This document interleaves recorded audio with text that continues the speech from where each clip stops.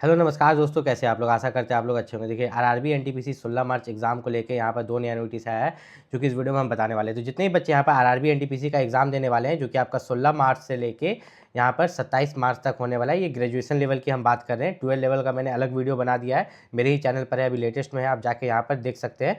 अभी यहाँ पर ग्रेजुएशन लेवल का एग्जाम जो चलने वाला है 16 मार्च से लेकर 27 मार्च तक, उसके बारे में हम यहाँ पर बात करें। जो दो नया नोटिस है, सबसे पहला यहाँ पर लेके आया है आपका जो आइडेंटिटी प्रूफ आप लेके जाते हो। ठीक है, आइडेंटिटी प्रूफ में अधिकतर बच्चे क्या लेके जाते हैं, वो लेके जाते हैं आधार कार्ड। क्या लेके जाते हैं?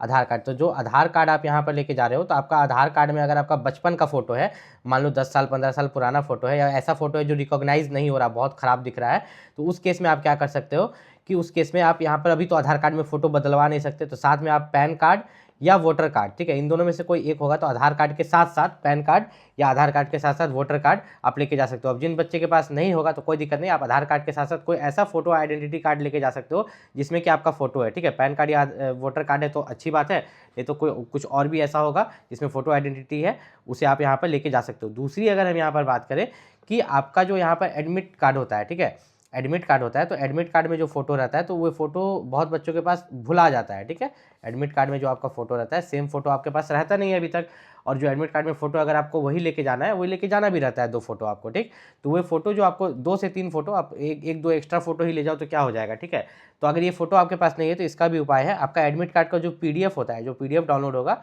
तो आप कैफे वाला के पास जाइएगा, वो कुछ नहीं करेगा, उसको आप बोलिएगा कि जो पीडीएफ में जो फोटो है मेरा एडमिट कार्ड में आया है, उसको यहाँ पर पासपोर्ट साइज में निकाल दीजिए, वो निकाल देगा, आपको कोई भी दिक्कत यहाँ पर नहीं होता है, वो फोटो फिर आप यहाँ पर लेके जा सकते हैं। देखिए हर चीज़ का सॉल्यूशन है, बस आपको यहाँ पर समाधान ढूंढना है। तीसरा बात यहाँ पर बात करें नॉर्मलाइजेशन के बारे में, कि आरआरबी एनटीपीसी जो आप एग्जाम देने के लिए जाइएगा उसमें जो नॉर्मलाइजेशन होगा वो कैसे होगा। देखिए नॉर्मलाइजेशन दो तरीका से होता है, एक ईजी शिफ्ट और हार्ड शिफ्ट पर। जैसे आपको पता है कि आपका एग्जाम जो 16 मार्च से है, तो हर दिन, ठीक है, हर दिन 3 शिफ्ट में एग्जाम होगा। ठीक है, हर दिन जो है आपका 3 शिफ्ट में यहाँ पर एग्जाम लेगा।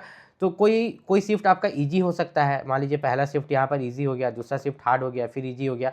तो अगर आपका इजी शिफ्ट रहता है तो आपका जो नॉर्मलाइजेशन में नंबर बढ़ता है, लेस नंबर, कम नंबर बढ़ता है, और हार्ड शिफ्ट में जो है मोर नंबर, मतलब ज़्यादा नंबर यहाँ पर बढ़ता है। और साथ ही साथ है आपका एक्यूरेसी, आपने कितने नंबर ऑफ क्वेश्चन सही किए, ठीक है, और कितने गलत हुए, इस एक्यूरेसी पर भी जो है नॉर्मलाइजेशन किया जाता है। मैंने स्कोर कार्ड देखा है, मान लो कि 2 बच्चा है यहाँ पर, एक का नाम यहाँ पर आप राकेश रख सकते हो और दूसरे का नाम यहाँ पर जो है आप राहुल रख लो। तो 2 बच्चा मैंने यहाँ पर लिया, तो यहाँ पर पहला बच्चा जो है, मान के चलो यहाँ पर CBT 1 में आपके 100 क्वेश्चन रहते हैं, तो 100 का पूरा 100 क्वेश्चन बना दिया, उसमें से उसने 30 क्वेश्चन गलत कर दिए। ठीक, तो आ गया वो 70 क्वेश्चन पर।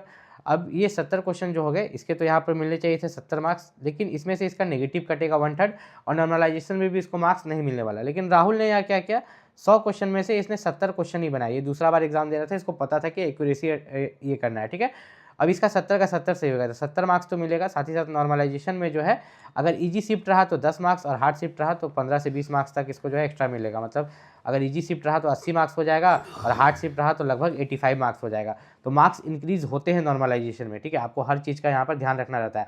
दूसरा, आरआरबी एनटीपीसी ग्रेजुएशन लेवल में आप देखिएगा 5 तरह का जो पोस्ट है, इसमें जो मेडिकल स्टैंडर्ड्स है, अगर आप किसी मेडिकल स्टैंडर्ड में फेल हो जाते हैं, मान लीजिए कि आप A2 में या B2 में, दोनों में फेल हो जाते हैं, ठीक है, आपने सभी को पोस्ट प्रेफरेंस में दिया, इनके मेडिकल स्टैंडर्ड्स में फेल हो जाते हो, तो बचता है C2। तो अगर आप C2 का मेडिकल स्टैंडर्ड्स क्वालिफाई कर लेते हो तो आप इन पोस्ट के लिए एलिजिबल हो जाएगा। लेकिन शर्त एक ही है कि सभी पोस्ट के लिए अलग अलग कट ऑफ जाता है। ठीक है, इसका अलग कट ऑफ होगा, इसका अलग होगा, गुड्स ट्रेड मैनेजर का अलग, इनका अलग, तो सभी का कट ऑफ अगर आप क्वालिफाई करते हो तभी आप उसके लिए एलिजिबल होते हो। देखिए सबका जो इंडिविजुअल कट ऑफ है वो आपको दिखाया नहीं जाता है, बस एक कट ऑफ जाएगा। ठीक है, एक बोल देगा आप जिस भी कैटेगरी से, मान लो आप OBC से, वो बोल देगा कि हाँ 75 कट ऑफ गया और आप इसमें से 3 पोस्ट के लिए एलिजिबल हो। अब इस 3 पोस्ट में आप देखोगे, अच्छा A2 यहाँ पर जो है 3 पोस्ट के लिए अगर आप एलिजिबल हो, ध्यान से समझना।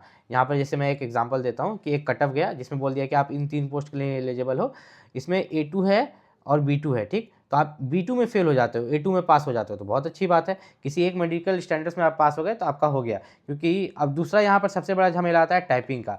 अब मान लो कि कोई बच्चा जो है टाइपिंग में ही फेल कर जाता है, ठीक है, आपका जो टाइपिंग है, टाइपिंग में फेल कर जाता है, तो वे किसी और का भी अगर कट ऑफ पार किया है तो उसके लिए क्वालिफाई हो जाएगा। सिंपल सा समझाते हैं, मान लीजिए कि जब आपका कट ऑफ निकला, ठीक है, मान लो कि आपका कट ऑफ 78 या जो भी गया, बोला गया कि आप इन 3 पोस्ट के लिए क्वालिफाई हो, पहला वाला, चौथा नंबर और 5वां नंबर। अब यहाँ टाइपिंग में आप फेल हो गए तो इन दोनों पोस्ट तो हट गया, तो आप इसके लिए यहाँ पर एलिजिबल हो जाएंगे, जो कि यहाँ पर काफ़ी अच्छा बात है। तो आरआरबी एनटीपीसी अगर आप ग्रेजुएशन लेवल का एग्जाम देने वाले हैं, उससे रिलेटेड आपको कोई भी दिक्कत है तो आप आरआरबी एनटीपीसी ग्रेजुएशन लेवल का जो आपका एग्जाम है 16 मार्च से, उसको अगर आप वहाँ पर देखिएगा एग्जाम निकालना चाहते हैं, अगर आपने अभी तक भी ढंग से पढ़ाई नहीं की है लेकिन एक एवरेज पढ़ाई की है, तो अभी भी आप एग्जाम निकाल सकते हैं। आपको बस एक ही मूल मंत्र लगाना है कि डेली एक मॉक टेस्ट देना है और उसको एनालिसिस करना है। जितना ज़्यादा आप मॉक टेस्ट दीजिएगा अपने मोबाइल पर ही, किसी भी ऐप पर आप दे सकते हो, ऐसे तो लोग टेक्स्ट बुक प्रीफर करते हैं लेकिन आप किसी भी ऐप पर दे सकते हो मॉक टेस्ट। जितना ज़्यादा आप मॉक टेस्ट लगाओगे, जितना ज़्यादा आप एनालिसिस करोगे, क्योंकि वहाँ पर भी आपको कंप्यूटर पर एग्जाम देना रहता है, तो आपका एग्जाम निकालने के चांसेस उतना ज़्यादा बढ़ जाते हैं।